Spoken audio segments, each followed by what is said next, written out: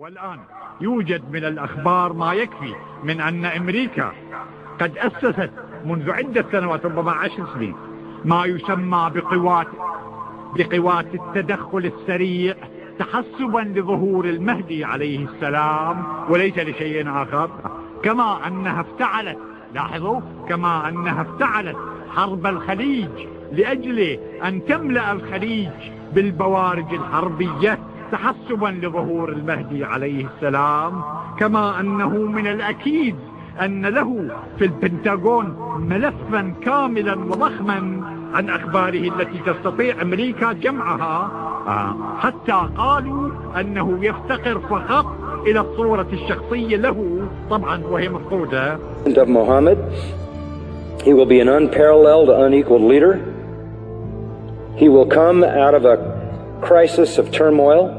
He will take control of the world.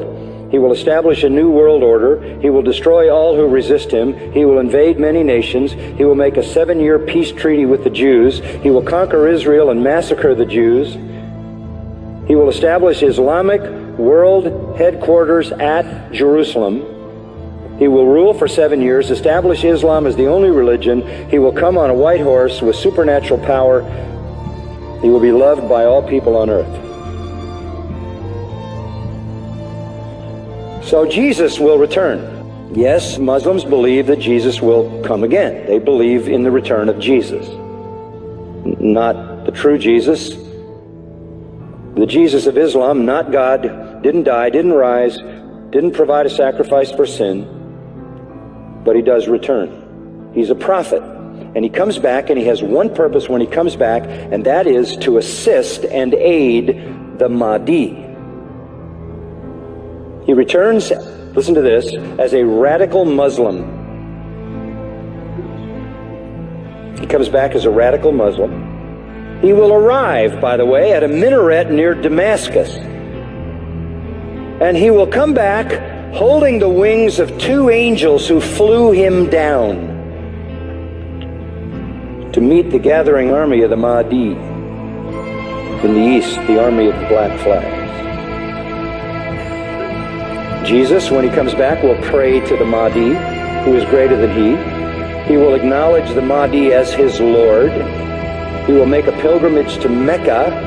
He will worship Allah, and thus he will lead all Christians who will follow him to reject their notion of Jesus and accept the real Jesus, who is nothing but a prophet and a man. He will establish worldwide Sharia law. He will become the greatest Muslim evangelist, and he will be the final witness on the day of judgment against non-Muslims. Christians everywhere will affirm that they were wrong, that the gospel is wrong, the New Testament is wrong, he didn't die, he didn't rise, he isn't God, he isn't the Son of God. He himself will come back and point out how wrong we've been. He will correct all misinterpretations and all misrepresentations. Let me quote what their literature says. He will shatter crosses. That's metaphoric for the destruction of the church, a symbol of Christianity being placed in the church. He will kill pigs. He will abolish the tax on non-Muslims because there won't be any living non-Muslims. Can't tax dead people. And then he will do one more thing. He will kill the Islamic Antichrist. He will kill the Islamic Antichrist. Then he will die and be buried by Muhammad, but not until he has destroyed Christianity by revealing who he really is.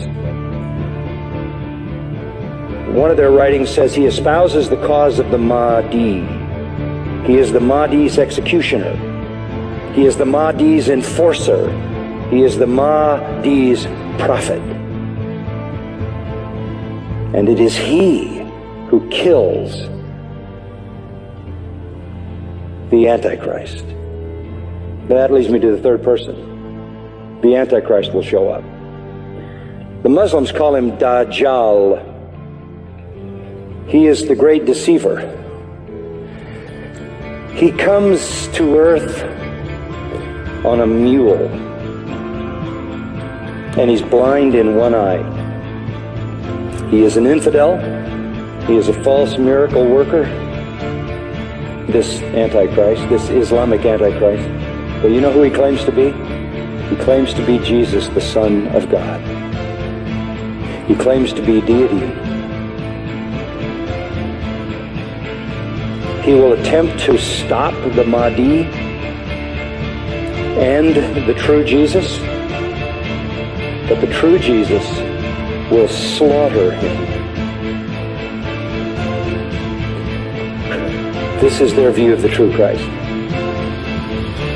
Our Jesus is their Antichrist. Our Antichrist